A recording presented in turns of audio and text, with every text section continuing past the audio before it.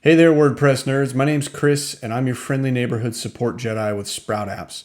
Today, we're going to be looking at our brand spanking new PDF service and how you can get it set up and working for you.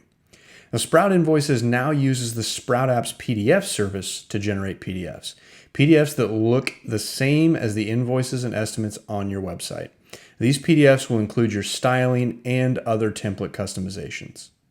So, enough of that. Let's get to the nitty gritty, upgrading to the new PDF service. So the first thing you need to do is to go to your plugins area in your WordPress admin.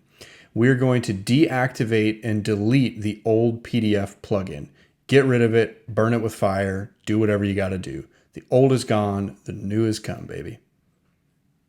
So once you've done that and you've sent that sucker into the abyss, you can enable the new PDF service add-on the same way you would enable any other add-on in Sprout Invoices by navigating to the Sprout Invoices dashboard, clicking Add-ons, and then click that sweet little button to make all your PDF dreams come true. And that's literally it. You freaking did it. I am so proud of you. Enjoy your new PDF service. Happy invoicing, nerds.